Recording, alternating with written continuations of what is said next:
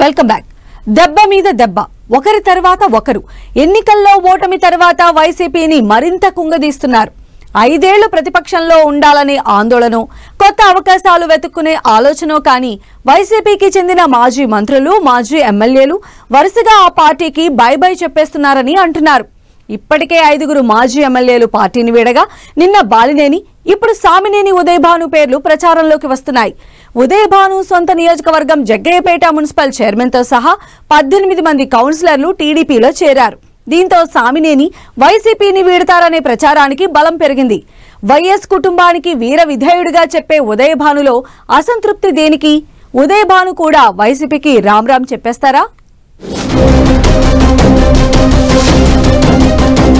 వైసీపీలో కీలక నేతలు ఒక్కొక్కరుగా తప్పుకుంటున్నారు. ఇప్పటికే మాజీ మంత్రులు ఆళ్లనాని, మోపిదేవి వెంకటరమణ, మాజీ ఎమ్మెల్యేలు మద్దాలగిరి, కిలారి రోసయ్య, పెండెం దొరబాబు రాజీనామాలు చేశారు. ఇక నేడో రేపో మాజీ మంత్రి బాలినేని బై బై చెప్పేస్తారని ఊహాగానాలు వినిపిస్తుండగా తాజాగా మరో పేరు తెరపైకొచ్చింది. ఎన్నికల్లో ఓటమి తరువాత నైరాశ్యంలో కూరుకుపోయిన వైసీపీకి షాకిస్తూ ఉమ్మడి కృష్ణా జిల్లా జగ్గయ్యపేట మాజీ ఎమ్మెల్యే సామినేని ఉదయభాను కూడా ఫ్యాన్ పార్టీకి గుడ్ బై చెప్పే ఆలోచనలో ఉన్నట్లు ప్రచారం జరుగుతోంది. గత ప్రభుత్వంలో విప్ గా పనిచేసిన ఉదయభాను మంత్రి పదవి రాలేదని చాలా కాలంగా అసంతృప్తితో ఉన్నారంటున్నారు. ఎన్నికల్లో ఓటమి తరువాత ఇక పార్టీ కోలుకుంటుందా లేదా అన్న టెన్షన్తో పక్కచూపులు చూస్తున్నట్లు చెబుతున్నారు. 1999లో తొలిసారి ఎమ్మెల్యేగా గెలిచిన ఉదయభాను మొత్తం 3 సార్లు శాసనసభ్యుడిగా సేవలు అందించారు. మాజీ ముఖ్యమంత్రి వైఎస్ కు అత్యంత సన్నిహితుడైన ఉదయభాను వైఎస్ మరణానంతరం వైసీపీలో చేరారు. ఆ పార్టీ ఆవిర్భావం నుంచి అధినేత జగన్తోనే ఉన్నారు. గత ప్రభుత్వంలో జగన్ తనను మంత్రి చేస్తారని ఆశించారు ఉదయభాను. తొలి విడతలో దక్కకపోయినా రెండో విడతలోనైనా మంత్రి పదవి ఇస్తారని కలలుగన్నారట.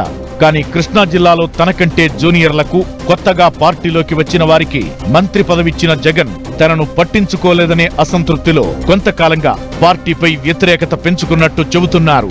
గత ఎన్నికల్లో కూడా తప్పనిసరి పరిస్థితుల్లో వైసీపీలో కొనసాగి పోటీ చేయాల్సి వచ్చిందంటున్నారు. ఎన్నికలకు ముందే పార్టీ మారిపోదామనే ఆలోచన చేసినా కుదరలేదని, ఇక ఆలస్యం చేయడం నష్టమనే ఆలోచనలో ఉన్నట్లు ప్రచారం జరుగుతోంది. ప్రస్తుతం జగ్గయ్యపేట నియోజకవర్గ రాజకీయ పరిణామాలు పరిశీలిస్తే ఉదయభాను వైసీపీని వీడటం ఖాయమనే వాదనే వినిపిస్తోంది. ఆయన ముఖ్య అనుచరులంతా వైసీపీని వీడి టీడీపీలో చేరిపోయారు.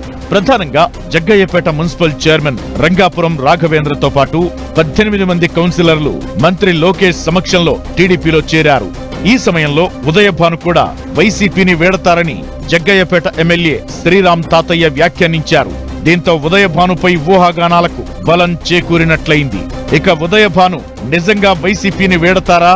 ఒకవేళ వైసీపీకి బై బై చెప్పేస్తే ఏ పార్టీలో చేరతారనేది ఆసక్తి రేపుతోంది. టీడీపీలో ఎమ్మెల్యే సీటు ఖాళీ లేకపోవడం, ఆ స్థానంలో బలమైన నేత ఉండటంతో ఉదయభాను ప్రత్యామ్నాయంగా జనసేన వైపు చూస్తున్నట్లు చెబుతున్నారు. వాస్తవానికి మెగాస్టార్ చిరంజీవితో ఉదయభానుకి మంచి సంబంధాలు ఉన్నాయంటున్నారు. పైగా ఇద్దరు ఒకే సామాజిక వర్గం కావడంతో ఉదయభాను జనసేనలో చేరే అవకాశముందనే ప్రచారం జరుగుతోంది. ఇప్పటికే జనసేనాని డిప్యూటీ సీఎం పవన్ తో సంప్రదింపులు జరుగుతున్నట్టు చెబుతున్నారు. అన్నీ అనుకున్నట్లు జరిగితే త్వరలోనే ఉదయభాను జనసేనలోకి ఎంట్రీ ఇస్తారని అంటున్నారు. ఇక ఆయనకు జనసేనలో సముచిత స్థానం కల్పిస్తారనే టాక్ కూడా వినిపిస్తోంది. సమర్థుడు, సీనియర్ అన్న కారణంగా ఉదయభానుకు జనసేన ఎన్టీఆర్ జిల్లా అధ్యక్ష పదవి ఇస్తారని అంటున్నారు. వైసీపీకి రాజీనామా చేయకుండానే జనసేనలో ఆయనకు పదవులు రిజర్వ్ కావడం పొలిటికల్ సర్కిల్స్ లో చర్చకు దారితీస్తోంది.